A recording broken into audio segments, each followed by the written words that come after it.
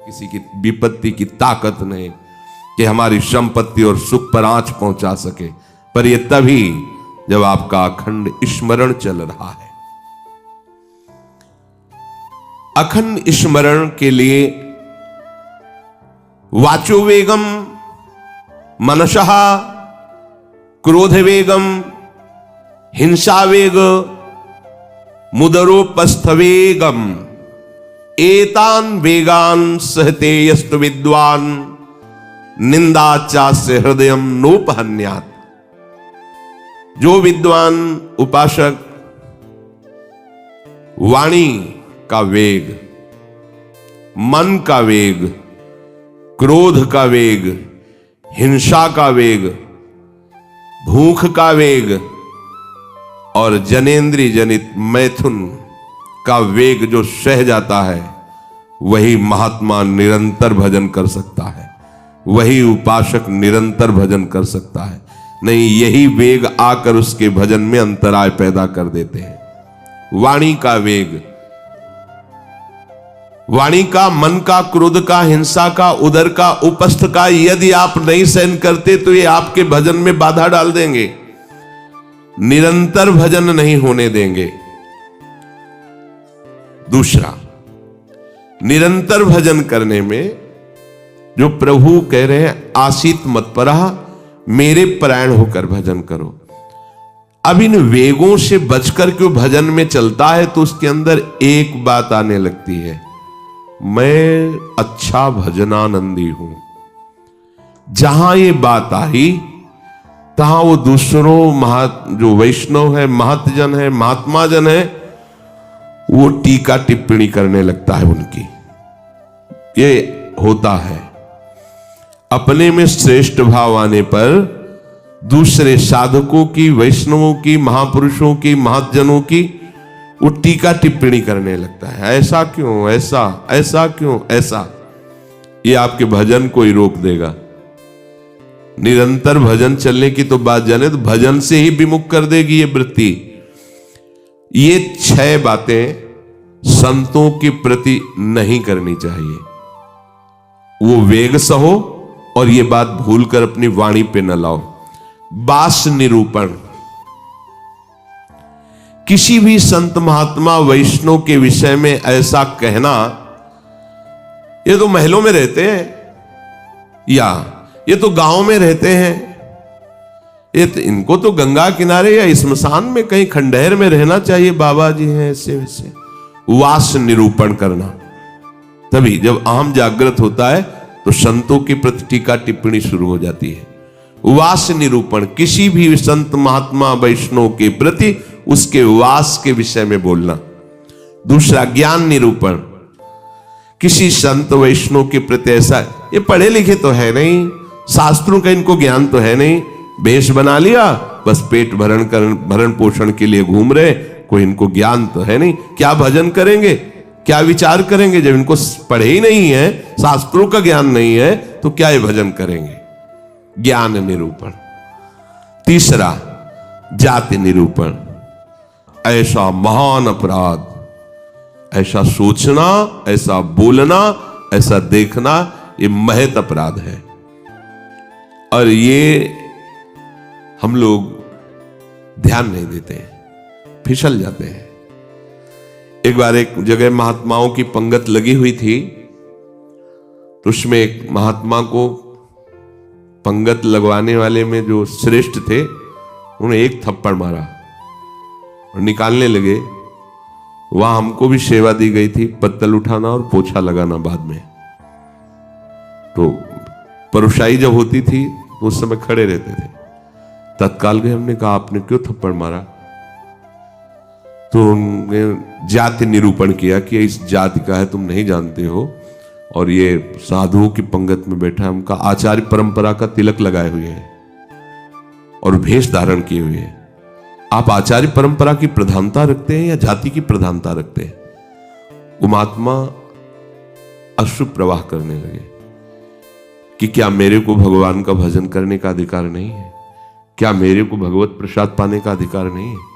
जब हमें गुरु ने वस्त्र दिया है, भेष दिया है, तो हम संतों की सभा में उन्हीं की आज्ञा से बैठे हैं, वैसे हम इस योग्य नहीं हैं, पर बैठे हैं। उनकी दैन्यता देखकर तत्काल उनको हृदय से लगाया और उनसे कहा कि दोबारा ऐसी गलती ना हो, ये क्या मर्यादा है वेश के ऊपर। और उनके चरण पकड़े, एक बार इनको क्षमा करके आप बैठ जाइए, आप प्रसाद पा लीजिए। उस समय भागवती का आवेश में बोले, उनकी सामर्थ्य नहीं हुई दोबारा उनको, वो प्रसाद पा के निकले, मन में ठान लिया कि झोला उठाओ और भागो यहां से। नहीं, जहां संत का अपमान हो वहां नहीं टिकना चाहिए। तो भूल हो जाती है। राजसूय यज्ञ में भगवान ब्रह्मा से लेकर के सब ईश्वर कोटि के महापुरुष पधारे थे, जिसमें स्वयं सर्वेश्वर भगवान श्री कृष्ण विराजमान थे। और उस पवित्रता का क्या वर्णन करना, जहां साक्षात धर्मराज विराजमान है वहां अपवित्रता का प्रवेश नहीं हो सकता। लेकिन यज्ञ की पूर्णता नहीं हुई थी। यज्ञ की पूर्णता सुपच वाल्मीकि के चरण धोकर रसोई में पवाने से हुई थी। स्वयं भगवान श्री कृष्ण चंद्रजू ने ऐसा आदेश किया था, जिन्होंने स्वयं गीता जी में कहा, चातुर्वर्णम मया सृष्टा गुण कर्म विभागशः। लेकिन यदि वो भगवद अनुरागी है तो चातुर्वर्णम मया सृष्टा का सिद्धांत नहीं लागू होगा। भगवान व्यास देव जी कह रहे, अहो वत्सो पचतो गरीयान यज्ञाग्ञे वर्तते नाम तुभ्यम। यदि राधा राधा कृष्ण कृष्ण जिभ्या से निकल रहा है, वो चांडाल भी है, तो उसका चरणामृत लेके पीना चाहिए। इसलिए हरिराम व्यास जी कहते हैं, व्यास मिठाई विप्र की तामे लागे आग, वृंदावन के स्वपच की जूठन खइए मांग। व्यास रसिक तेई बड़े ब्रजते अनत न जाए, वृंदावन की स्वपच लो जूठन मांगे खाएं। ये जाति निरूपण संत के प्रति करना महत अपराध है। और ये जब जाति का अभिमान बना हुआ है तो भगवत दासत्व का अभिमान कैसे आ सकता है? किसी भी मार्ग में हो, आगे चल करके सब लय हो जाता है।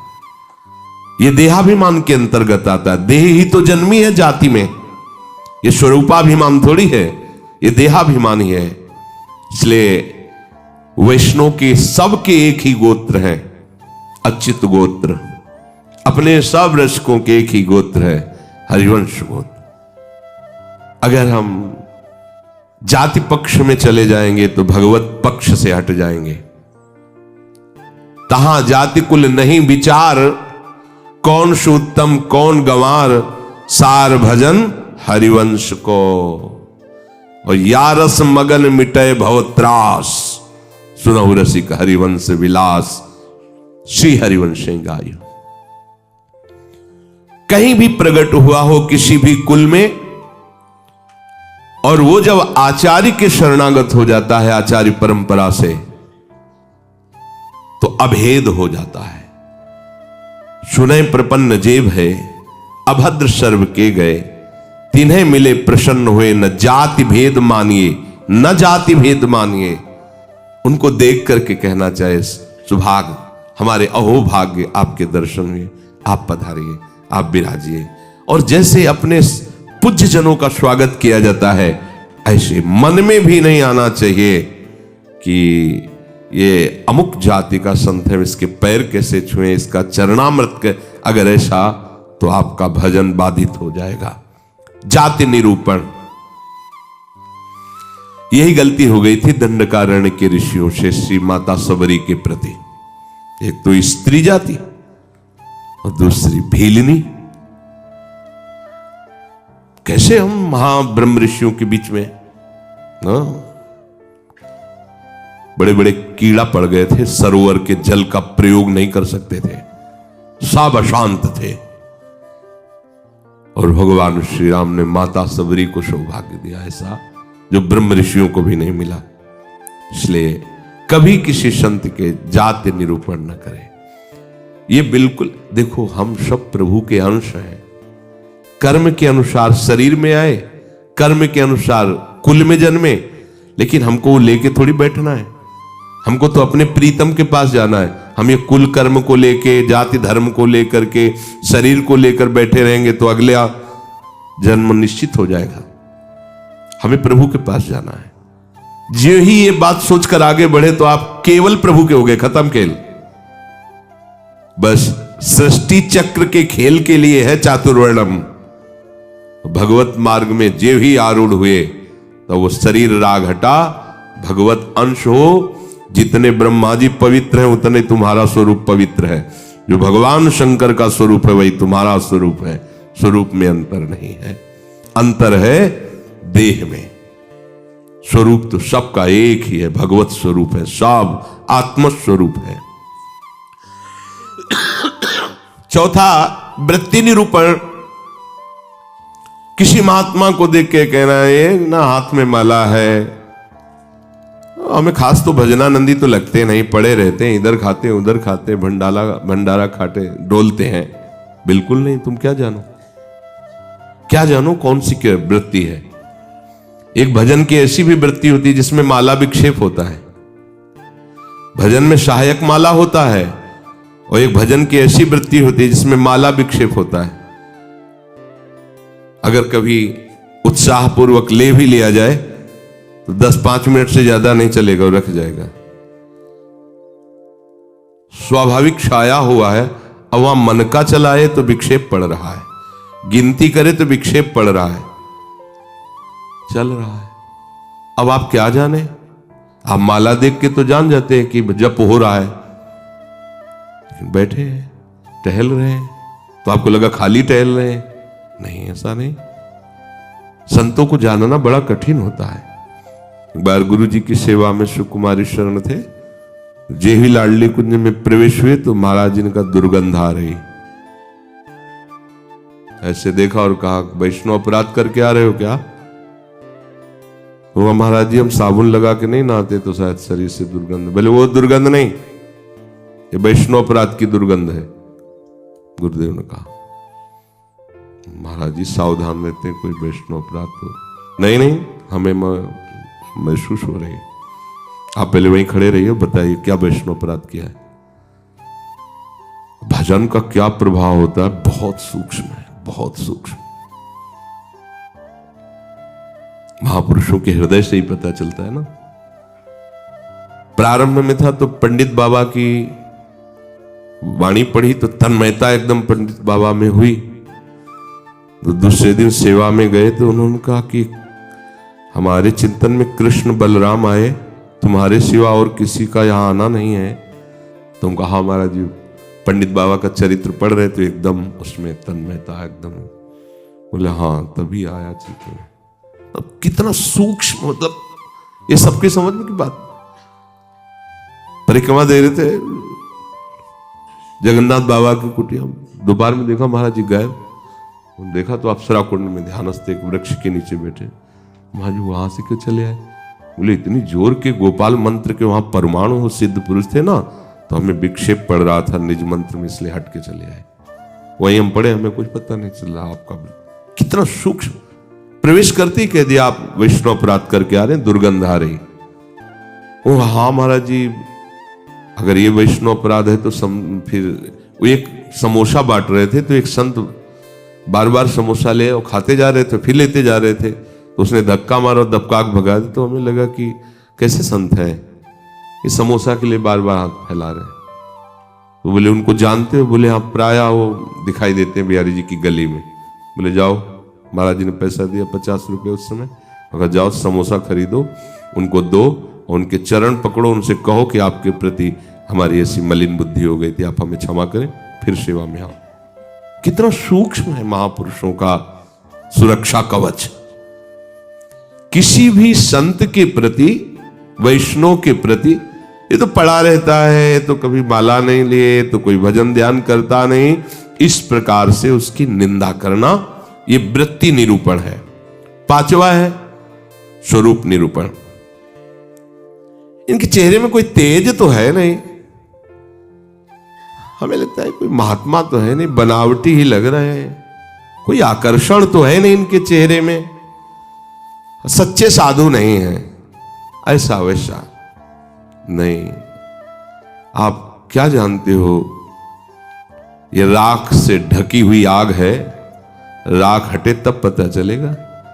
अगर चेहरे से ही महात्मा की पहचान होती तो जड़ भरत जी को पहचान लेता रहुगण। और साधारण सत्संगी नहीं, कपिल भगवान से सत्संग करने जा रहा है। कोई साधारण सत्संगी नहीं, महापुरुषों का संग करने वाला है, फिर भी नहीं पहचान पाया राख से ढकी हुई आग को। जड़ भरत जी जैसे महान ब्रह्मभूत महापुरुष से पालकी उठवा दी। जब उनके वचन प्रकाशित हुए तो कूद पड़ा पालकी से चरणों के। इतनी ऊंची स्थिति के महात्मा, कांप गया। ये किसी भी महात्मा के बाह्य रूप को देख करके नहीं जाना जा सकता कि किस कोटि का महात्मा है, कितनी ऊंचाई का है। इसलिए इनमें तेज नहीं है, इनका चेहरा कोई आकर्षणकारी नहीं है, ऐसे कोई साधारण लगते हैं, कोई सच्चे साधु तो है नहीं, ऐसा नहीं करना चाहिए। छठवां, धातु निरूपण। भक्त या भगवत विग्रह की, अच्छा ये पत्थर के ठाकुर जी हैं, सप्तम धातु के हैं, ये काहे से बने हुए ठाकुर जी? अगर वो मंदिर में विराजमान तो साक्षात प्रभु विराजमान, कुटिया में विराजमान तो साक्षात प्रभु विराजमान। श्री विग्रह में पाषाण, लोहा, तांबा या काष्ठ की भावना ले आना यह आपके निरंतर भजन में बाधा पहुंचा देगी। उन वेगों को सहना और इस अपराध से बचना। जो गुरु ने नाम दिया है, मंत्र दिया है, आराध्य देव का रूप दिया है, उसके सिवा सब माया है। वो अपने को चिंतन नहीं करना, केवल उतना ही चिंतन। ये बहुत कठिन बात है। प्रायः मनमानी भजन करने में ज्यादा अच्छा लगता है, और गुरु मंत्र और गुरु श्री मुख से जो दिया गया उपासना नाम है, पद्धति है, उसमें मन मरता है, इसलिए उसमें मन नहीं लगना चाहता। हम ये देखते हैं, प्रायः कई उपासकों से सुना है उनके हृदय की बात, जो गुरु प्रदत्त है उसमें नहीं लगेगा और मन माने लग जाएगा। मन ने स्वीकार कर लिया चितम केशवम राम नारायण, ये रटे हम उन्हीं गुरु से पूछ रहे हैं जिन्होंने मंत्र दिया है, नाम दिया, ये हम रटे। तो ये बुरी बात तो है नहीं, भगवान के नाम जपिए, पर बात नहीं बनेगी। जहां बात बननी है वहां मंत्र मूलम गुरु वाक्यम, जो गुरुदेव ने शब्द दिया है, नाम दिया है, मंत्र दिया है, बस होए अनन्य एक व्रत गाए, वही। चाहे जितना मन चंचल हो, जो ऐसी निष्ठा वाला होता है, देर नहीं लगता शांत होने में। पर जिनका है कि छलांग लगाना अच्छा लगता है, थोड़ी देर ये जपा, थोड़ी देर वो जपा, थोड़ी देर वो जपा। अरे भगवान का तो भजन करना है। अभी वो पद्धति को नहीं समझे, अभी रस मार्ग में बहुत दूरी है, अंतराय है। सभी कार्य करते हुए अपने स्वरूप में स्थित रहना। जैसे अपने लोगों का स्वरूप है सहचरी, तो जगने से लेकर शयन तक आपकी स्मृति में रहना चाहिए, मैं श्री जी की सहचरी हूं। भले अनुभव में नहीं आ रहा, आपको सहचरी बप्पू का अनुभव नहीं हो रहा, पर हम हैं, मान लेना। जैसे अपने को अनुभव नहीं था हम किस कुल में जन्मे हैं, पर माता पिता किसी ने तो सिखाया होगा कि तुम पंडित हो, ब्राह्मण हो, बैठ गया ना दिमाग में। इन्होंने लिखा है क्या ब्राह्मण कहीं, और बैठ गया पंडित घर के जन्म है हमारा। ऐसे ही गुरु ने तुम्हें नया जन्म दिया है। न स्त्री हो, न पुरुष हो, न ब्राह्मण हो, न क्षत्रिय हो, न वैश्य हो, न शूद्र हो, न गृहस्थ हो, न विरक्त हो। क्या हो? श्री जी की प्रिय सखी हो तुम। स्वीकार करो। जैसे मां ने सिखाया था कि ये तुम्हारे पिता हैं और पिता ब्राह्मण कुल के, तो तुम भी ब्राह्मण कुल के हुए। समझ गए? तुम पंडित की संतान हो तो पंडित ही हुए। ऐसे ही तुम हमारे प्रिया प्रीतम के अंश हो। गुरुदेव ने समझाया तुम प्रिया प्रीतम की प्रिय सखी हो। बस ये दिमाग में तुम लाओ पहले, इसी से स्वरूप जागृत होगा। जो उपासना पद्धति मिली पहले दिमाग में ले आओ। न स्त्री हो, न पुरुष हो, न गृहस्थ हो, न विरक्त हो, न ब्राह्मण हो, न क्षत्रिय हो, न वैश्य हो, न शूद्र हो। तुम क्या हो? तुम प्रियालाल के निज जन हो। तुम प्रियालाल की सहचरी हो, प्रियालाल की प्रिय सखी हो। ये सुबह से शयन तक आपके दिमाग में आ जाए। जैसे हम रटते नहीं हैं, पर कभी भी पूछ लिया जाए तो हम अपनी बात बता देंगे। ये शरीर कहां जन्मा है, क्या है, कभी याद नहीं करना है, लेकिन वो है ना। ऐसे ही सहचरी बप्पू का है। हमने दर्शन नहीं किए सहचरी स्वरूप के, पर हमारे गुरुदेव कह रहे हैं कि आप सहचरी बप्पू हो, आपका स्वरूप सहचरी है, तो हम पहले स्वीकार करते हैं। उठते बैठते चलते फिरते आपके दिमाग में बात बैठ जाए कि मैं श्री जी की प्रिय सखी हूं। युगल सरकार हमारे प्रीतम है, और पीछे की जो बातें की गई वो हमारे जीवन में ना हो, तो भगवान जो कह रहे हैं आशीत मत परहा, मेरे परायण होकर बैठ जा, अर्थात आप निहाल हो जाओगे। भगवद आश्रित भगवत परायण वर्तमान में ही आनंदित होता, भविष्य की बात नहीं होती। वर्तमान में जाने मोरी छाती, उसका हृदय जो शीतलता और आनंद से भर जाता है, फिर वो कृतकृत्यता का अनुभव करता है। इसलिए सत्संग का श्रवण करो, फिर मनन करो और उसको जीवन में धारण करो। जो कहा गया नहीं करना उसको छोड़िए, जो कहा गया स्वीकार कीजिए उसको स्वीकार कीजिए। यही विवेक है, असत का त्याग और सत को स्वीकार करना। जिस सत को स्वीकार किया उसी में अनुराग कर लेना, यही उपासना का आंतरिक मर्म है।